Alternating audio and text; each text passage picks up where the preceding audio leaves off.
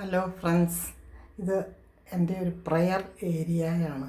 എൻ്റെ ബെഡ്റൂമിൽ തന്നെ എൻ്റെ ബെഡിൽ കിടന്നുകൊണ്ട് തിരിഞ്ഞു നോക്കുമ്പോൾ കാണത്തക്ക രീതിയിൽ ഒരു പ്രയർ ഏരിയ ഞാൻ സെറ്റ് ചെയ്തിരിക്കുന്നതാണ്.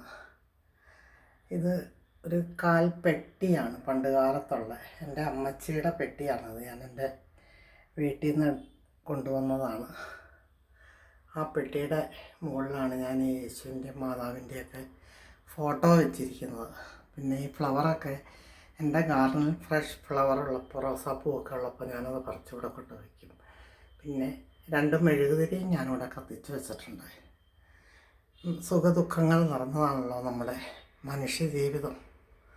ഇന്ന് എന്നെ സംബന്ധിച്ചിടത്തോളം വളരെ സങ്കടകരമായ ഒരു ദിവസമാണ്.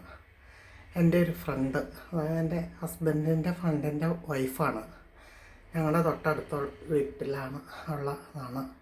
വൈഫ് അല്ല ജെസ്സി മരിച്ചുപോയി. 2 വർഷമായിട്ട് രോഗബാധിതയായിരുന്നു. എനിക്കത് ഭയങ്കര സങ്കടമുളവാക്കിയൊരു ഇതാണ്. അപ്പോൾ എനിക്ക് അങ്ങനെ സങ്കടം വരുമ്പോഴും സന്തോഷം വന്നാലും ഞാൻ ഇവിടെ തിരി കത്തിച്ച് വെച്ച് പ്രാർത്ഥിക്കും. മനുഷ്യരിൽ ആശ്രയിക്കുന്നതിനേക്കാൾ ദൈവത്തിൽ ആശ്രയിക്കുക ആണ് നമുക്ക് ബലം.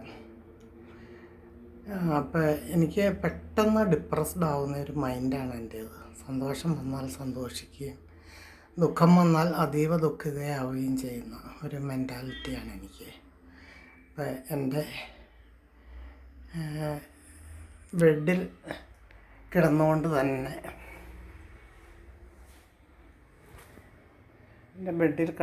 തന്നെ നോക്കിയാൽ എനിക്ക് ഈ പ്രയർ ഏരിയയിലേക്കാണ് ഞാൻ നോക്കുന്നത്. അപ്പോൾ രാത്രിയൊക്കെ എനിക്ക് പേടിയാവുമ്പോൾ അതിനു വേണ്ടി തന്നെയാണ് ഞാൻ ഇവിടെ ഇത് സെറ്റ് ചെയ്തത്. നിങ്ങളെക്കൂടി നമുക്ക് മനുഷ്യനാൽ അസാധ്യം ദൈവത്താൽ സാധിക്കുന്നതാണല്ലോ. അങ്ങനെ സങ്കടം, ദുഃഖ, സന്തോഷവും സമ്മിശ്രമായതാണല്ലോ നമ്മുടെ ലൈഫ്. അങ്ങനെയുള്ളപ്പോൾ നമ്മൾ ദൈവത്തിൽ ആശ്രയിക്കുക. നമുക്ക് മനുഷ്യരിൽ ആശ്രയിക്കുന്നതിനേക്കാൾ ബലം എപ്പോഴും അതാണ്. എത്രയോ വർഷങ്ങൾ കടന്നു പോയാലും, നമുക്ക് ആരൊക്കെ ബന്ധുക്കളും സ്വന്തക്കളും ഉണ്ടായാലും, നമ്മൾ ദൈവത്തിലെ ആശ്രയമാണ്. ദൈവത്തിന് മാത്രമേ നമ്മളെ രക്ഷിക്കാനും നമ്മുടെ ദുഃഖങ്ങളെ മാറ്റാൻ സുഖം മാത്രമായിട്ട് ആർക്കും ജീവിക്കാൻ പറ്റില്ല. പക്ഷേ ദുഃഖത്തിലും നമുക്ക് അതിജീവിക്കാൻ, അതിനെയൊക്കെ നമുക്ക് മനസ്സിലാക്കാനും അതിൽ നിന്ന് മുക്തി നേടാനും, അല്ലെങ്കിൽ സഹനത്തിൻ്റെ പാത നമ്മൾ ദൈവത്തിൽ ആശ്രയിക്കുക എന്നുള്ളതാണ്. എനിക്ക് ദുഃഖം വന്നാലും സന്തോഷം വന്നാലും ഞാനിവിടെ മുട്ടുകുത്താനിപ്പോൾ വയ്യ. മനുഷ്യനൊരു 60 വയസ്സൊക്കെ ആകുമ്പോഴാണ് നമ്മൾ ജീവിതം ഏതാണ്ട് മുക്കാലും ജീവിച്ച് തീർന്നു. നമുക്ക് ഒരിക്കലും റീവൈൻഡ് ചെയ്യാൻ പറ്റാത്തതാണ് ഒരു മനുഷ്യൻ്റെ ലൈഫും ഓരോ നിമിഷങ്ങളും. അത് കടന്നു പോയി. അപ്പം നമുക്ക് തിരിഞ്ഞു നോക്കുമ്പോൾ നമുക്ക് ഒന്നോടെ ലൈഫ് കിട്ടിയെങ്കിൽ നമുക്ക് പല കാര്യങ്ങളും നമുക്ക് ആലോചിച്ച് ബുദ്ധിപൂർവ്വം ചെയ്യാറെന്നും തോന്നും.